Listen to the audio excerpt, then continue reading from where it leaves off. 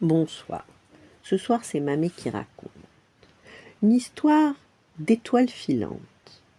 Par une douce nuit d'été, il y a bien longtemps de cela, deux jeunes indiennes s'étaient glissées hors de leur tipi pour s'allonger dans l'herbe. Elles contemplaient le ciel étoilé en laissant vagabonder leur imagination. « Regarde là-haut, cette étoile si jolie, elle me plaît !» dit la première fille. « Moi, je préfère l'autre là-bas, » répondit la seconde fille, en montrant l'étoile du doigt. Mais la première fille montra la plus brillante de toutes les étoiles du ciel et déclara « Non, non, la voilà ma préférée entre toutes, c'est la plus brillante. Regarde comme elle est belle.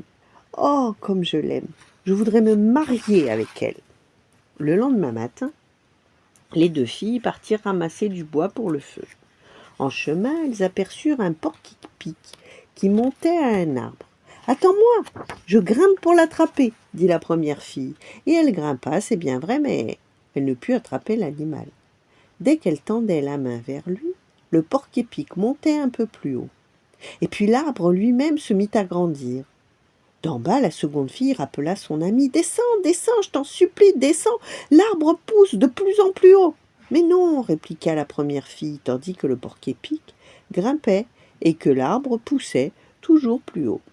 Voyant cela, la seconde fille courut jusqu'au camp prévenir les siens. Quand ils arrivèrent au pied de l'arbre, la première fille avait complètement disparu. Et l'arbre poussait toujours. Finalement, la première fille atteignit un autre monde, celui que les Indiens appellent le monde d'en haut. Quand elle descendit de sa branche, elle marcha sur le ciel. Bientôt, elle rencontra un homme à l'air bon qui lui adressa la parole. Alors la première fille éclata en sanglots. « Mais pourquoi pleures-tu » lui dit-il. « Pas plus tard que la nuit dernière, je t'ai entendu dire que tu souhaitais m'épouser. Je suis Étoile la plus brillante. » La première fille fut ravie de rencontrer Étoile la plus brillante. Elle fut même comblée quand elle vit son vœu exaucé et qu'elle l'épousa. C'est alors qu'il lui expliqua. « Tu peux aller déterrer les légumes sauvages avec les autres femmes étoiles, mais surtout ne touche pas aux navets blancs géants à grandes feuilles vertes. Ce sont des navets sacrés, il ne faut jamais les arracher. » Chaque jour, première fille allait déterrer des légumes sauvages et se demandait « Pourquoi est-il interdit de déterrer ces navets blancs géants? Que cachent donc leurs racines ?» De jour en jour, sa curiosité devenait plus intense et un matin, elle ne put résister plus longtemps. Elle décida d'en arracher un. Il lui fallut bêcher un long, très long moment. Il lui fallut tirer de toutes ses forces pour réussir à arracher l'étrange navet blanc géant.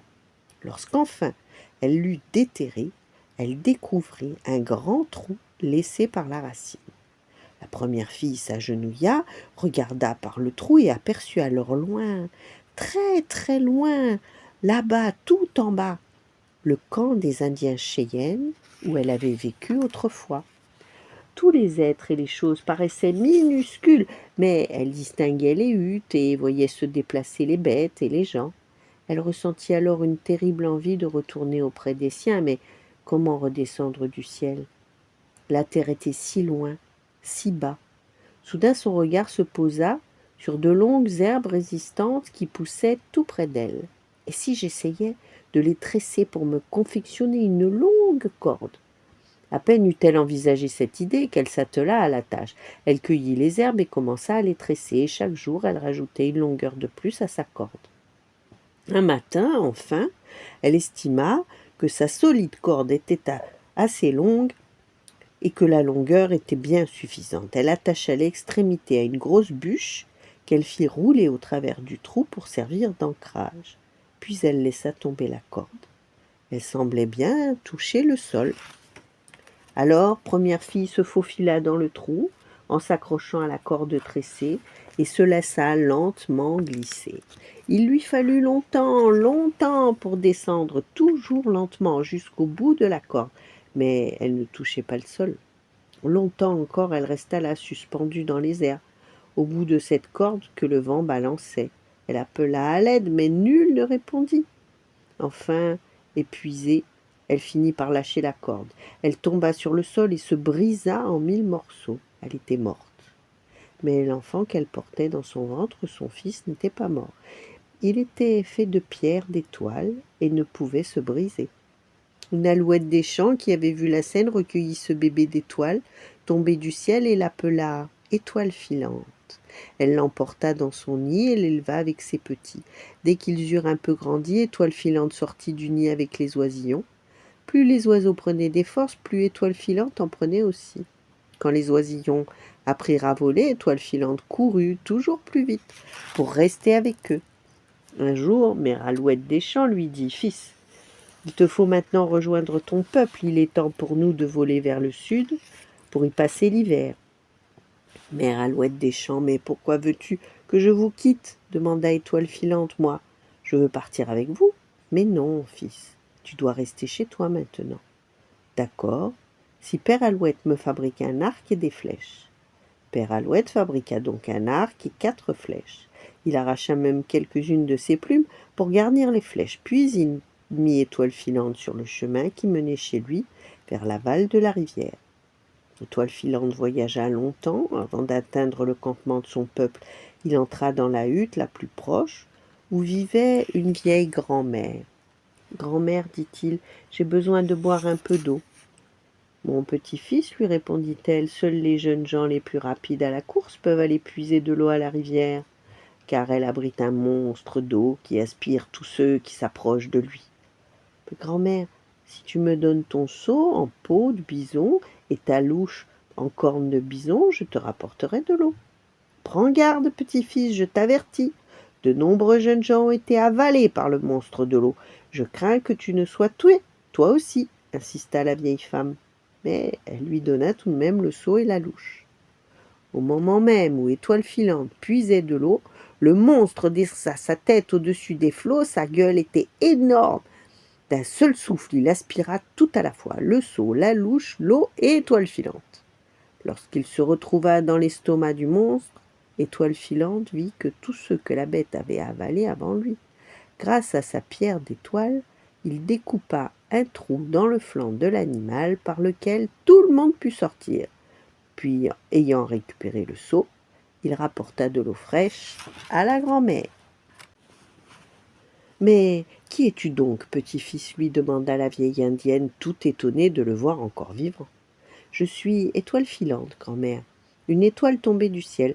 J'ai tué le monstre qui avait causé tant de souffrance à notre peuple, et j'ai sauvé tous ceux qui l'avaient avalé. » La vieille femme dit aux crieurs du village de répandre la bonne nouvelle. « Le monstre est mort !» Puis Étoile filante demanda à la grand-mère. « Maintenant que j'ai sauvé les gens de ce camp, dis-moi s'il existe d'autres camps de notre peuple près d'ici. »« Oui, dit-elle, il y en a un autre plus en aval de la rivière. » Étoile filante prit son arc et ses flèches, puis il quitta le campement. Après avoir voyagé de nombreux jours, il atteignit l'autre camp. Là encore, il entra dans la hutte d'une vieille femme, assise près du feu. « Grand-mère, j'ai très faim, lui dit-il. Mon fils, nous n'avons plus rien à manger. Plus le moindre morceau de viande de bison. Dès que nos chasseurs partent à la chasse, les troupeaux se sauvent, un grand corbeau blanc avertit les bêtes qui s'enfuient aussitôt. »« Quelle tristesse, dit-il, je vais essayer de vous aider. Va me chercher une vieille peau de bison au poil bien râpé et demande à votre chef de m'envoyer 2 de ses meilleurs coureurs. » Peu après, la vieille femme revint avec la peau et les 2 coureurs.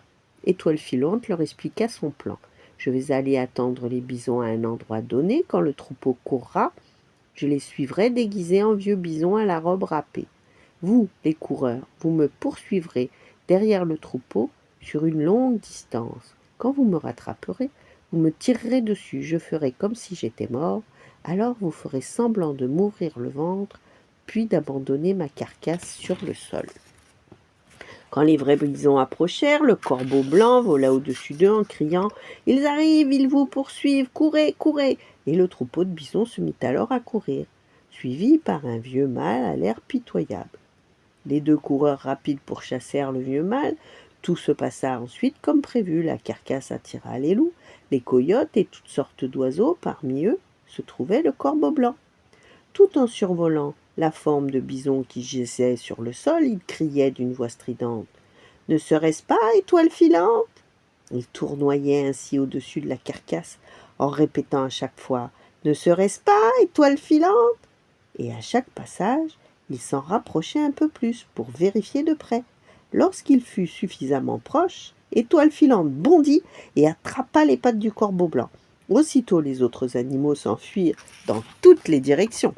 Quand Étoile filante rapporta le corbeau blanc, captif chez la grand-mère, celle-ci fut avertie par le chef. « Je vais l'emporter dans ma hutte, je l'attacherai au trou de fumée et je l'enfumerai à mort, dit le chef.